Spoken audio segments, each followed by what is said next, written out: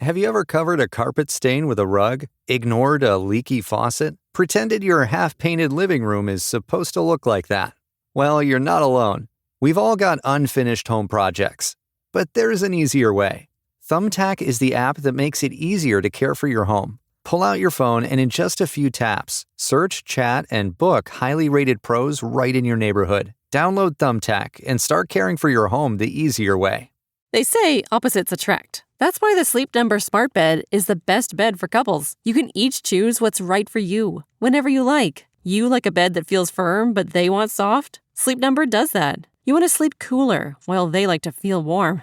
Sleep Number does that too. Sleep Number Smart Beds also learn how you sleep and provide you with personalized insights to help you sleep even better. You have to feel it to believe it. Find the bed that's for both of you, only at a Sleep Number store. 9 out of 10 couples say they sleep better on a Sleep Number Smart Bed. Time to catch some Z's. J.D. Power ranks Sleep Number number 1 in customer satisfaction with mattresses purchased in-store. And now during Sleep Number's biggest sale of the year, save 50% on the Sleep Number Limited Edition Smart Bed, plus special financing for a limited time. For J.D. Power 2023 award information, visit jdpower.com/awards. Only at a Sleep Number store or sleepnumber.com. See store for details. From the All Indiana Podcast Network, this is Real Talk, No Strings Attached. The podcast brought to you by the youth of Indianapolis, using this platform and their voice to touch on vital topics they believe impact their communities. Here's the Real Talk team for some real talk, no strings attached. Are you ready? Because here we go. Welcome to Real Talk Youth Podcast. To my right, I have my man Trey. How you doing today, Trey? Doing good. How are you? All right. And to my far right, I have Miss Deandra. Is it Deandra? Deandra, yes. Okay, nice to meet you. Tell us a little bit about yourself, Miss Deandra. You know, that's the toughest question that somebody can say is, tell me about yourself. Where do you want me to start? I am a mom. That is my hardest challenge, but my greatest reward. So I'm a mother of 2, bonus mom of 3, 5 boys, and coincidentally, all their names start with D. They range from 25 to 13. I am also an author. Well, let me go back. I'm a wife as well. I'm an author. I am a life coach, and I am a business owner. And I'm born and raised in Indianapolis, Indiana. Okay. So why did you start My Purpose for My Pain? Well, I started Purpose for My Pain over 10 years ago. Well, we actually are. This is our 10th year. My son DeAndre, when he was 13 years old, he was at a birthday party having fun, probably trying to get a girl's phone number and all that other good stuff that teenagers do, when somebody started shooting outside and a stray bullet flew through the window of the lady's home and hit my son in the back of his head. He was the only person shot out of about 35 children, and he laid on the ground. Everyone panicked, but there was this mystery young lady that I heard of who took a T-shirt and applied it to the back of my son's skull, and I was told that she said, "I'm from Gary. I see this all the time. I know what to do." Very, very heartbreaking. But I credit her with saving my son's life, even though I've never got to meet her. I heard her parents quickly moved her out of the city. And so she applied pressure to my son's wound while everybody else kind of ran and scattered. And then my friend's daughter came back, and she sat there with Dre until the ambulance came. And it was, as you can imagine, a life-changing experience. My oldest child, at that time, he stood about 5'7", 154 pounds. He was just growing into this phenomenal young man.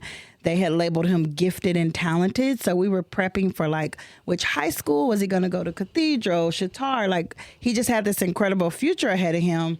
He loved sports, but he really was just okay at sports. But academically, he was naturally gifted and talented. So it just disrupted our everyday life. And for me as a mother and as a believer, I said, God, you have to show me purpose for so much pain, while my son was in a 5-hour brain surgery. And during that time, just one by one, things started to be revealed over the course of DeAndre's healing process, which is still continuing to this day. And that's where Purpose for My Pain was birthed.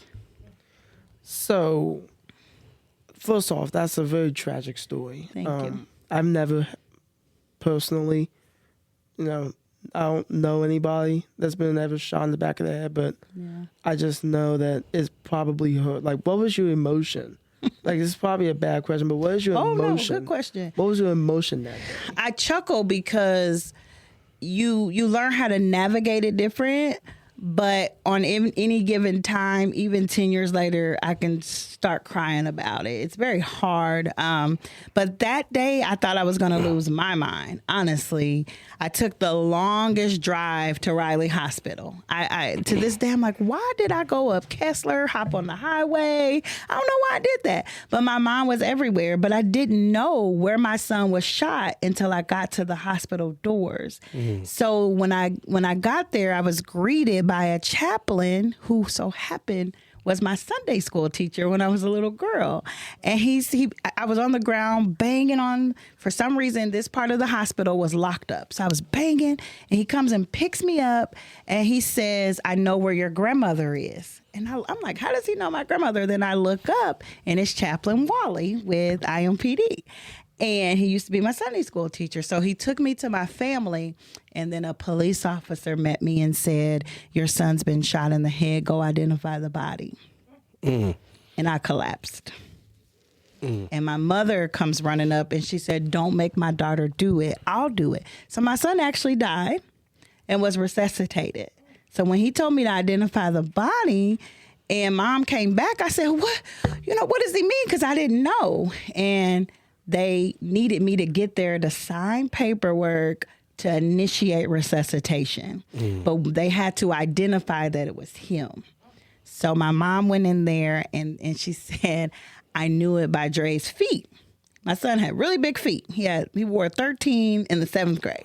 And she said, I knew it by Dre's feet under the white sheet. And I said, white sheet? They hadn't covered him up, but he had to be resuscitated. And then he came down on a gurney. After we signed that paper, it was like a scene off of ER. And to this day, I hate that hallway at Riley. It's in the new wing. I hate ever having to walk down it, which I still do because if he gets sick, he's a Riley kid. So they rushed him down the hallway, and I turned my head, and I remember my aunt saying, he doesn't even look like he's been shot, but he has... his head was swollen and he had wraps and actually this cranial pressure tube sticking out of it to make sure his brain basically wouldn't explode. Now, how old was your son at this time? He was 13. He's How old is he 23 now? 23. So you've been dealing with this for 10 years. Yes. And he's breathing. He's okay. He's breathing. He is what we call a total care patient.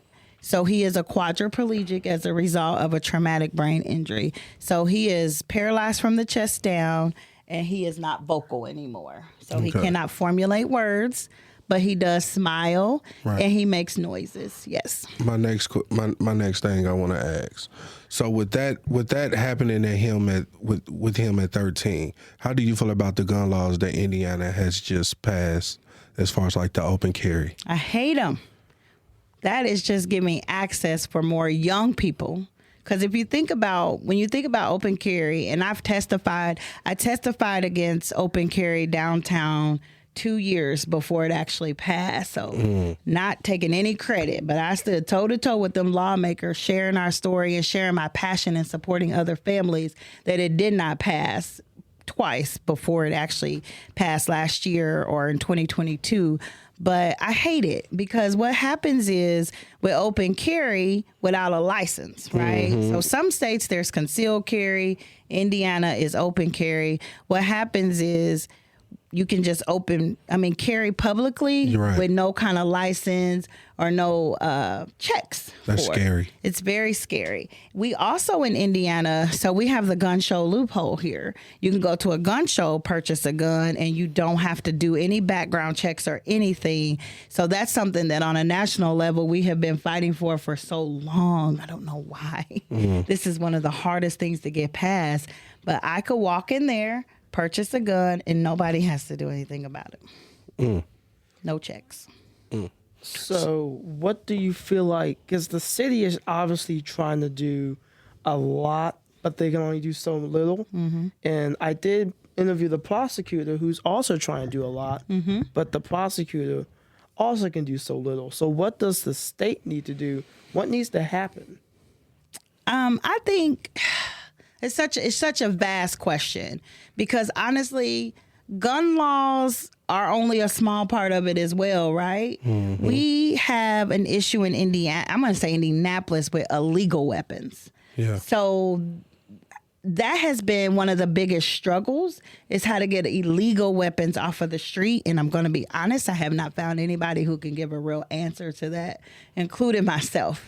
But one thing we can say is, if you are a gun owner, be responsible. And I'm never, ever going to be one of those ones that is against the Second Amendment. I support the Second Amendment with responsible gun ownership. So I say that to say, if I'm a gun owner and I want to leave my gun in the car because a restaurant doesn't allow it, don't leave it on your front seat. Right. Don't leave it on the floor, because what's happening is people are getting in and breaking them. Same thing in your homes. If you're leaving them out where people can easily possess them, then that's how we are flooding the streets with illegal guns. They're getting stolen. Right. So we have an illegal gun issue in Indianapolis. However, having unconstitutional carry is a big part of it too, because what we're doing is we're saying, okay, the people, and then in Indiana it's 18, not 21. Right. That's what's another big crazy. issue. So people with undeveloped brains are able carrying guns. to just That's carry crazy. a gun. That yeah. is crazy. And people who are 18 are able to buy a gun for people underage. That's what I was about to say. Underage get guns. Not just people underage, but people who are not legally able to purchase their own weapon. Right. So an 18-year-old fresh out of high school, no background, nothing going on in their, in their adult background, they can go buy Uncle JJ a gun who's got a 14-page rap sheet. Or they can buy the 14-year-old little cousin Yeah. a gun in middle school. That's scary. Because actually, there was just a shooting by my twin brother's friend's house.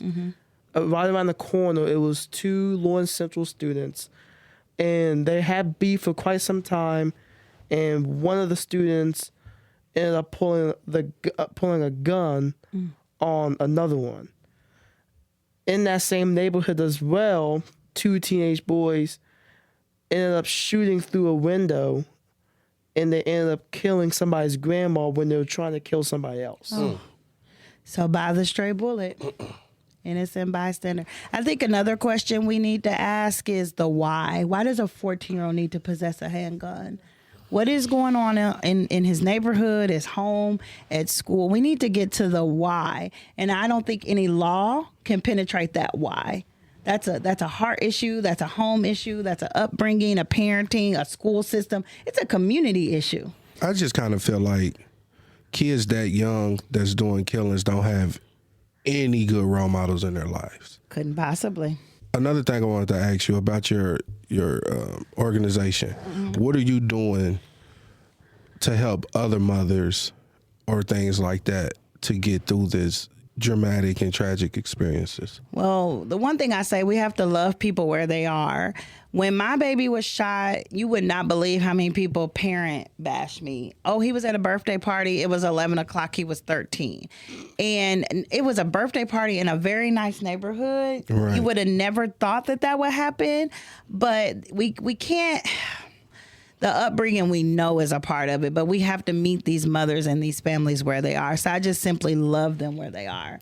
I talked to a mother for about an hour yesterday, and I told her, you need to give yourself grace, and I want you to know you're doing an amazing job in spite of the pain and the trauma that you've been through. So just meeting them where they are, and then bringing them into a community. So Saturday, we're getting together. It's June 1st is the kickoff of National Wear Orange Month, where we honor victims of gun violence. So I'm bringing 10 to 12 moms together. We're having brunch downtown on Mass Avenue. And it's just going to be a moment to exhale and just remember their loved ones, but also just a moment to laugh and step away from the grief that they're experiencing. So what Purpose for My Pain has done is create a community of women that's saying, in spite of my pain, I can find purpose. And I just love watching them. Oh, I started this organization, or I do this in honor of my son. I make this in honor of my daughter. Right. And you're watching them flourish in the spite of their pain. So we create community, and we really bring the women together to love on one another. I told the mom yesterday, I said, when you get there, you're going to know you're not crazy. Right. Because the first thing the ladies say is, I thought I was crazy till I came here. I thought I was the only one. No matter how many shootings you hear, you still think you're the only one who can't sleep at night. You cry yourself. You can't go to work. You can't work 40 hours a week. You know, you think you're the only one until you get into this space and you're like, oh, there's 20 of me.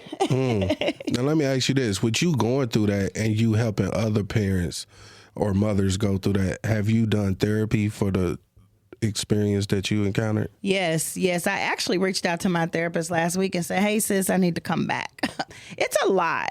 I worked for IMPD for 18 months, and the only focus of my program was to work with injured victims and their families. Gotcha. And that was very triggering for me, talking to parents who are watching their child be on an intubator. Okay. And one time that was me while I worked there. Mm-hmm. My son was on life support. I was talking to this dad. His son was on life support. Because you have to know, when people survive to the magnitude that my son did, life doesn't return to normal. Right. So we're in the hospital a lot. Yeah. We're doing things that I never thought would take place. It's a lot of compromising. It's a lot of compromising. Yeah. So just, you know, when I was talking to that father, I said, I am right there with you. Like, I'm not just saying that, like, literally, I'm working from my son's hospital bedside, walking you through this journey of what this looks like. And I think his son was either 14 or 17.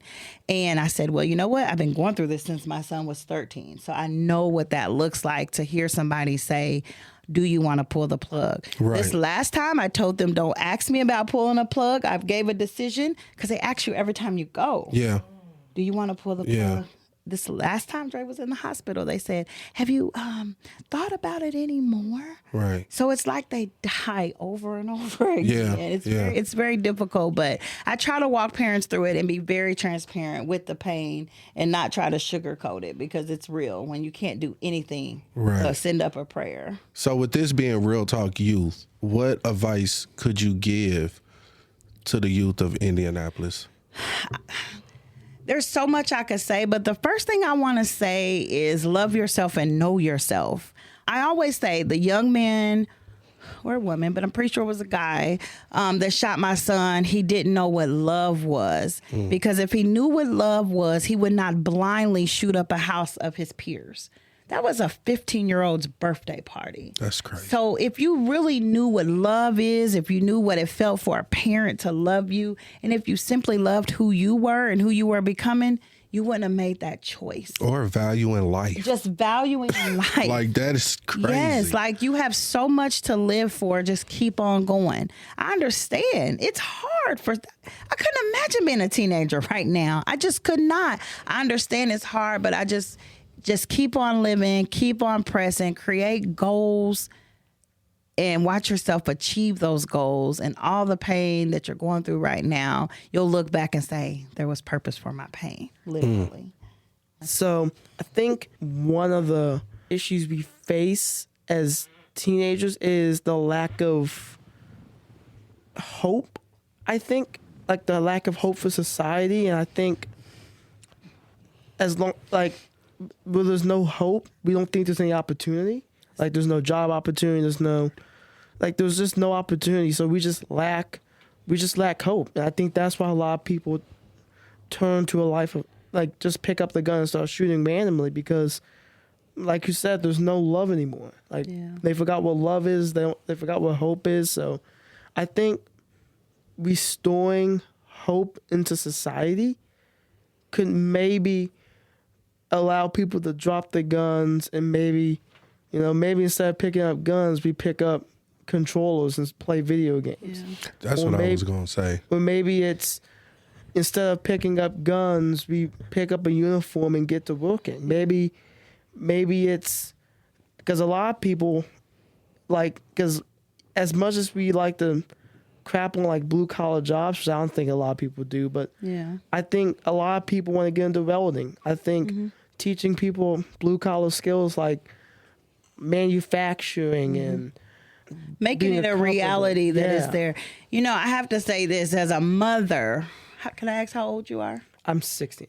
As a mother of, 2 black boys and a bonus mom of 3, hearing you say there's no hope, it makes me emotional because I wonder where we have failed as a society that our babies have no hope. Like, where is that coming from that you all are feeling hopeless? Are we too busy with working? Are we too caught up in our own stuff that we're missing the mark in instilling hope in our kids?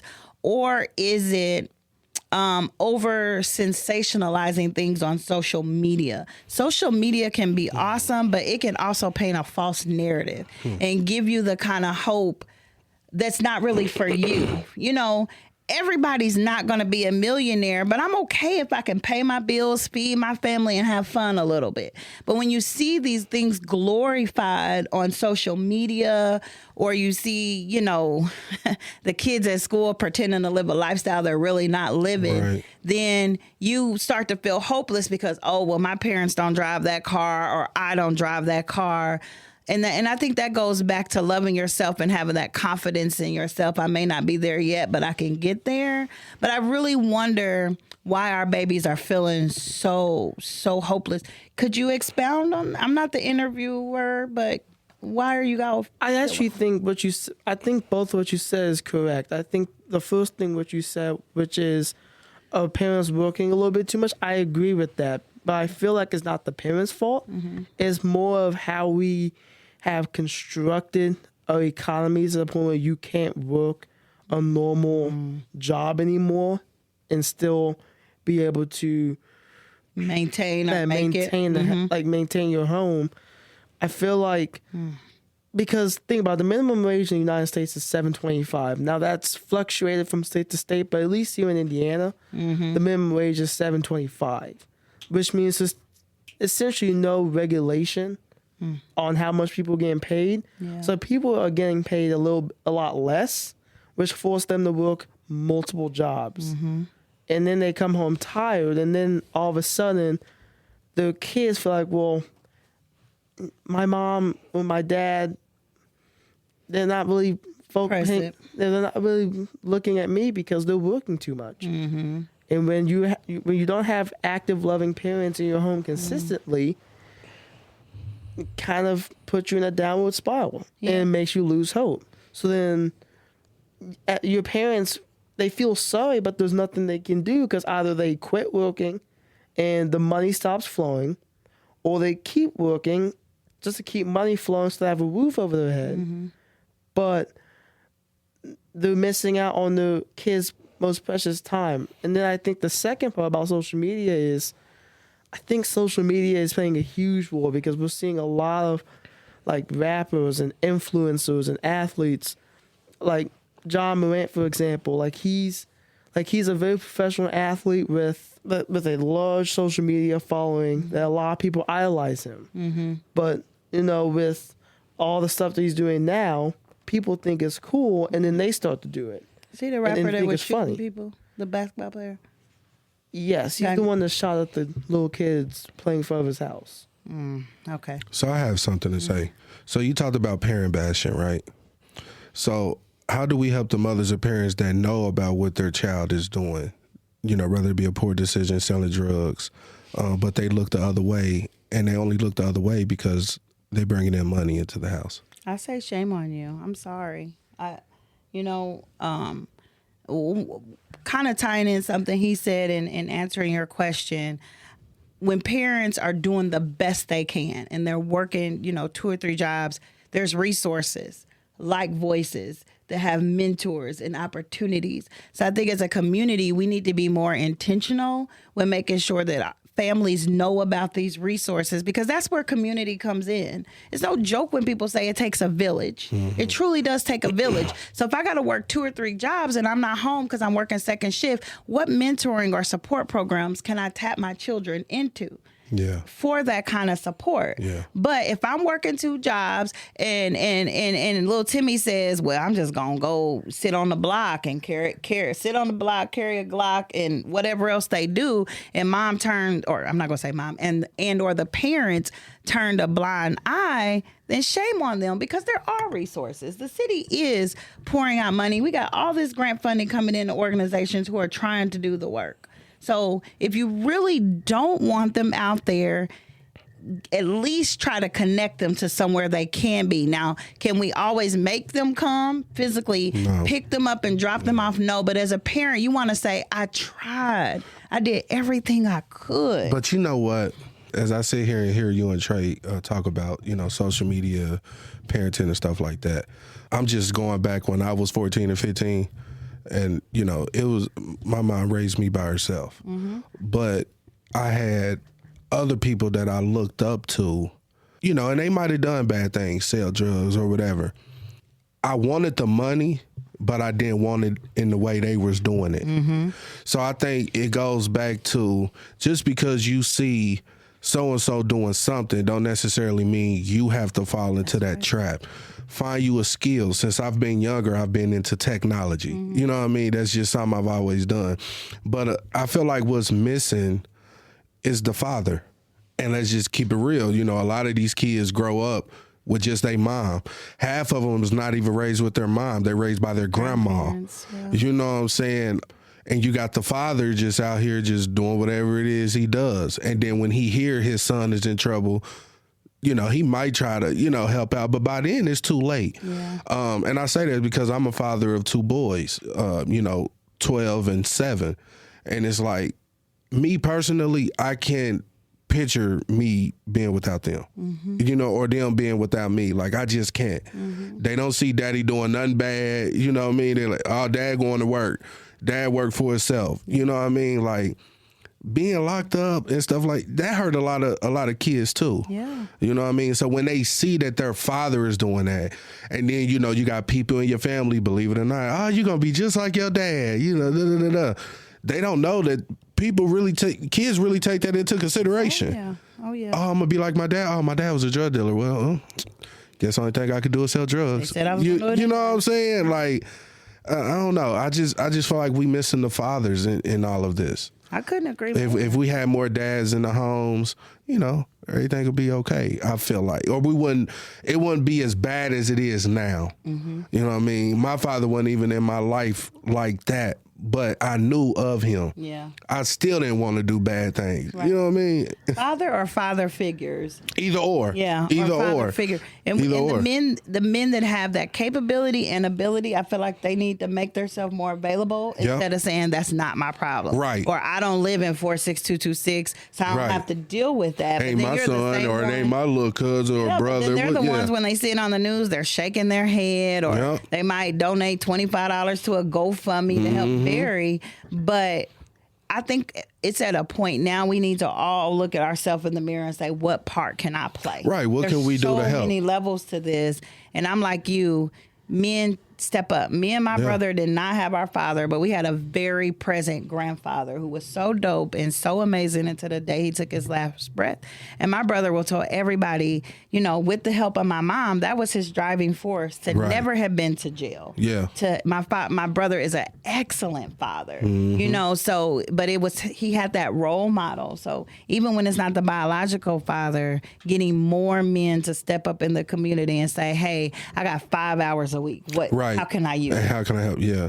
And that's good, because I'll be 35 in August. I can't tell you what jail look like or smell like. Keep it that way. Listen, because ain't no way. I value life way too much, and I have kids that need me. Absolutely. You know what I mean? And if we had more father figures in these kids' life, I don't think it'd be that bad. Yeah, it would be better. So maybe we need to do a call out.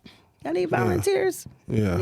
We should do that. Men. We need some men stepping up. I did a panel at my church a couple months ago, and Pastor Malachi Walker was on there from Young Men Incorporated, and he said, what I would like to see at the end of my summer camp is every young man walk away with a mentor. He said, but it's hard to get that. Yeah. He said, we only have them for 6 weeks. What happens when we send them back into some very tough environments and they have no figure? And he said, I can't handle them all. And I know he tries, but because my son, before he was shot, he was in YMI. And after camp, Pastor Mal picked my son up. He had him on that bus. They were doing stuff, but it was only so many young men he could do that for by himself. So we need a call out. Yeah. And then even when it comes to the young men and women, like, you just have to be strong-willed too. You know what I'm saying? Me personally, if I know I was just in a program for 6 weeks that's helping me become a better person, and I get dropped back off into my same environment, something's going to change. Yeah. Rather that be me not hanging out as much as I used to, or me trying to do other things. Yeah. Back when I was 14, 15, 16, I worked. We had fun. I used to know where all my friends at because you will see all the bikes in the yard. Yeah. Or everybody would be at the park. You know, I just think, and then again, it's really not too much things that these kids can do nowadays. You know what I mean? We don't have no centers that's teaching them different things. Yeah. You know, we don't have any, good role models, you know what I mean, that could, pass information down to. It's just a lot. But we definitely need to change the narrative. So that it's getting out of hand. Biggest resource we need is human resource. Yeah. We really need community. We need people to come and support, the work of Purpose for My Pain and support the work of Voices and New Boy. Like, all of us need help. Like, right. I can't. People always say, well, why you don't have a grief group for fathers? I'm not a man. Yeah. And in 10 years, I have never gotten a man to stand up and say, I'm going to lead a grief group. I've asked, I've outreached. It's never, literally, it's never happened. Nobody has said, well, I'm going to, join Purpose for Pain and support these fathers who are going through this, or these male siblings that are going through this who've lost their brothers. Nobody's ever stood up. So, I mean, we need that kind of support. We're doing what we can, but it's so much more of an impact. And like you said, I think we would see numbers decrease if we just seen people come and we're going to get the more. resources we need once they hear this. Yes. We need you. So it's going to have a sign up on her website for volunteers. So I want to ask you this question. Uh-huh. So we kind of see in the black, at least this is kind of only a problem in the black community. Because think about it, in the Latino/Hispanic community, the father is typically the hardest working person in the household. That's true. And the mother is typically also the hardest working person in the household. They got two hard working parents bringing all the money, and those are very stable households. Again, you have, in white households, you have the man typically making the money and the women and the wife and the mom keeping it up. So, but again, that still creates a very stable household. Even in the Asian community, you have the mom, making a lot of money, the dad also making a lot of money, again, creating a very stable household. So in all those different ethnicities, you have the mom and the dad both making a collaborative effort to be in their children's lives. But apparently in the black community, we're starting to see less and less and less the two parents be involved in the kids' lives, and typically it's always the dad leaves the kid's life and the mom starts to leave the kid's life, and now you have the child just that's stuck in the middle thinking he doesn't have any role models but the local gang member on his block. So why is that? That's a whole nother show. Because they looking for love. All I keep hearing is, they're looking for love. They're looking for love, but systematically, years ago, things were set up and designed for that. Of course. And we've taken that on so much as a culture, and no one has been a culture changer on a mass scale with these systematic issues. Getting into, me and my husband just had this conversation this morning about fathers being yanked from the home. Yeah. Like, we're mentoring and working with a young man now who is sleeping in his car because of what our community has taken on, baby mama drama, and so now he's homeless and without a job because of issues. And so we have to, it's both sides, because the fathers leave the home. Why are they leaving the home? On some ways, it's been made easy, but on other ways, sometimes women, we make it a little hard. I'm just being honest. So we have to understand that it's a two-factor thing, but it was set up many, many years ago as systematic, and we're still biting it. We are literally still biting at the systematic issues that want us to be separated because they know how powerful we are if we remain together. And the reason being is because we talked about this on our recent episode of my podcast, the trap that was set out many years ago. Yep. And it's sad because we fall into the trap of the drug dealing, That's it. of the killing, of these are all the things they put in place, and we're not, I ain't gonna say we ain't smart enough, because we smart, we just go the route we feel like is the most easiest. Don't nobody want to work hard anymore. You know, don't nobody want to fight for the relationship or fight to be with the mother. And then, don't get me wrong, sometimes it just don't work. But just because it don't work don't mean you have to be away from the child. You know what I'm saying? There's so much with that. It's crazy. Yeah. It's crazy because I've went through it with my daughter mom. You know what I mean? My daughter's not even in my life. She know I exist. She knows I'm alive. Yeah. But she's not in my life. Yeah. Due to the reason of her mother. Yeah. Now, if I was one of them fathers that didn't want to be there, oh, it'd be easy then. Come get your child. Oh, yeah. But the fact that you know I want to be there, you're making it hard for me. Yeah. So I definitely get that. That's but what I'm saying with the women sometimes. Yeah. I feel like the more that we blame fathers, it puts more of a heavy weight on them. So we have to really be careful as society balancing out. What's the why? Why did daddy leave? Right.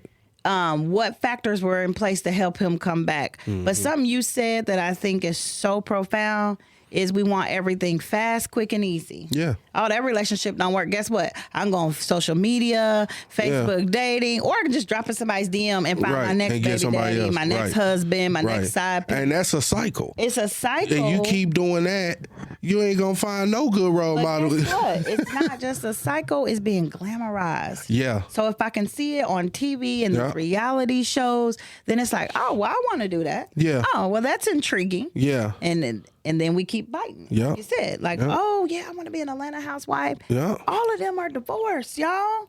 Listen. They was once a wife, they're no longer a wife. That's why they on TV talking about it.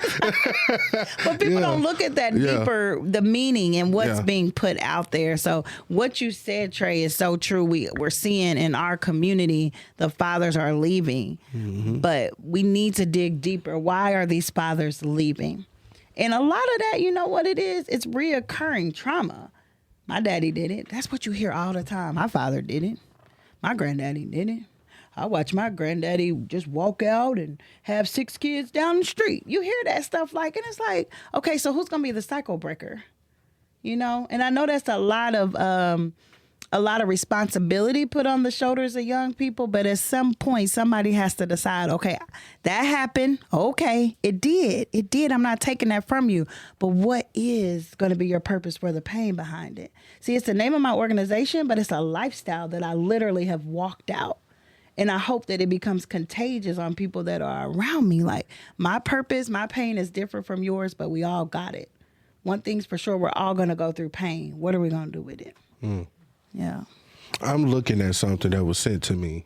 It was a study on race and culture. It says black dads more involved in activities with their children than other groups. According to the CDC, black fathers were most likely to have been involved in activities with their children compared with white and Hispanic fathers. This is as of January 17th, 2024. Nobody's posting that on their social media page. Right. Nobody. That should go viral. Because I see it. I see it with my own husband. Yeah. You know, I see it. And again, we're not bashing black fathers or anything like that, but some of us can be better. And some of us do our due diligence when it comes to our kids. And if you're struggling with being better, reach out. See if what resources and support can help you. Because there's people that can get you, make you better or get you better. There's assistance out there. I know somewhere Purpose for My Pain may not have a support group for men, but there's somebody supporting our brothers out here. There's somebody, so you got to reach out with that willingness, I do know somebody. Shout out to Antonio Patton. I don't know if you guys know. Well, Kia knows it. Yeah, Antonio does really good with the kids. Yeah. and uplifting Yeah, men. yeah. He does real good. Because every kid that's been poured into, they're going to be an adult one day. I Yeah. think a lot of times with the mentoring programs, we forget them when they turn 18. Oh, they grown, they can figure it out, and they still struggle. And they still struggle. And the resources decline because, oh, you're a man, you got to figure it out. Yeah, and then they become dads. And then they become dads. And then it's like, But they become dads that didn't have a role model. So right. Still trying So to he's figure still this trying to out. figure it out. Yeah. Yeah, so we just got to meet people where they are and love them where they are. Okay. And I'm glad that that study was shown, but I do feel like I know when it comes to my dad, like he makes sure that if we can't, like he'll try his hardest, even though he does work a lot, he does like involve himself with activities with us. He does do stuff with us. So that stuff does happen. I'm glad it does. But like Mike said, I think that dads can do a lot better in terms of involving themselves. I don't think a lot of dads understand the impact of going to the gym 15 minutes with your dad, what that does, or just taking 20 minutes out your day to go eat dinner That's good. downtown or something, like going to a sporting event or something.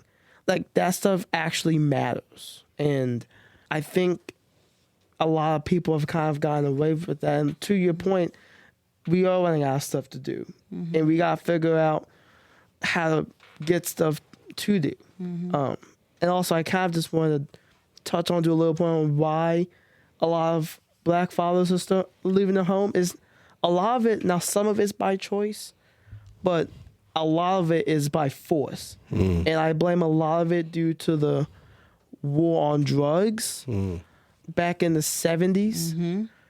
War on drugs was basically, well, you guys probably know what it is, but it was basically something implemented by the Reagan administration, no, not the Reagan, the Nixon administration to quote unquote get drugs off the streets. But study after study found out that the war on drugs was mainly just the war on drugs was mainly just supposed to be a way to target black and brown families and to target black and brown men. So time and time again, drugs were getting off the street, but our incarceration rate was way higher. So it's kind of coincidental that the drug rate in America spiked in the 70s, highest as it's ever been, and now our jails are full of capacity to the point where we just had to build a new Marion County jail. Yeah. Because our jail was not only full, but it was getting ran down because of how many people were in there. Yeah. And the amount of people in a place caused your infrastructure to be used more, Absolutely. which is why we had to literally build a new jail, which, of course, is going to be funded by taxpayers. Cost a lot of money. So instead of using our money to go towards other projects, it went towards a new correctional facility. And it's a kind of a shame that we have one, but let's just be real. We shouldn't have a juvenile detention center. Like, we shouldn't have that. But we do. And a lot of people think, oh, it's just a place where juveniles can go and they can hold themselves. Like, not really. It's really just jail for youth. That's really what it is. It's really jail for youth. Yeah. And my mom worked in the juvenile detention center, and all she said after she got done working from there was, it was miserable, kids were miserable, parents were miserable, nobody liked it there. It was horrible, it was small, and it served the youth no good. Yeah. So why are we spending money on a detention center when we could have a treatment center, a treatment facility? Because, yeah, they're young and they made a mistake, but your teenage years is when you can correct yourself and re-educate yourself. Yeah, that's You good. can't really do that as an adult. So I feel like you need to be somebody's mentor. You are smart, and you've done your research and your work, and I want to commend you too for shouting out your dad. Like, my dad, he's doing the best he can with what time he has. And as you were talking, I said, you need to make a PSA about, hey, fathers, we need a little bit more of your time. Because if you're feeling it, other 16-year-old young men are feeling it. Like, I need 20 more minutes of your time, Dad, a week. So I commend you for sharing that part, because that's incredibly important, and a lot of other young men are probably feeling that way. So I'll end this off on a very good note. What do you think? I'll kind of go back to the beginning. What do you think needs to be done in the community, state house? What do you think needs to be done? I think we need to make sure that we're elevating our voices, becoming advocates on these issues. Don't sit silent. I know people say my vote doesn't matter. Okay, I'm not going to go force you to vote. But what I would like for you to do is elevate your voice, advocate, share some positive vibes on your social media, become a mentor, make yourself available to the young people in your community. And maybe bit by bit, little by little, we can watch our communities transform. My favorite thing to say is one of my favorite songs is Michael Jackson's song, I'm looking at the man in the mirror asking him how he can change his ways. And I love that song. Yes, me too. It's like a personal anthem. What can I do? Okay, if people say my vote doesn't matter, fine. What can you do for little Johnny next door? What are you pouring into your home? Like, we all can do something to make our community a better place, but it starts by looking at the man in the mirror. So, Ms. Dykes, where can people find you? They can find me. I am on Facebook under DeAndre Yates, and I have also Purpose for My Pain on Facebook. Instagram, we're Purpose for My Pain Indie, and that's with the number 4. And we have a website, www.purposeformypain.org, or you can find me at a Mother's Promise HCS.com. That is my for-profit business. And thank you so much, Trey, for having me. It's been a pleasure. You're welcome. Is there anything else you'd like to say? I don't think so. We've covered a lot. It was very good. All right. Thank you for being here. Absolutely. This is Real Talk. No strings attached. Be sure to like and subscribe to this podcast, and be sure to check out other great podcasts on the All Indiana Podcast Network. Online now at allindianapodcastnetwork.com.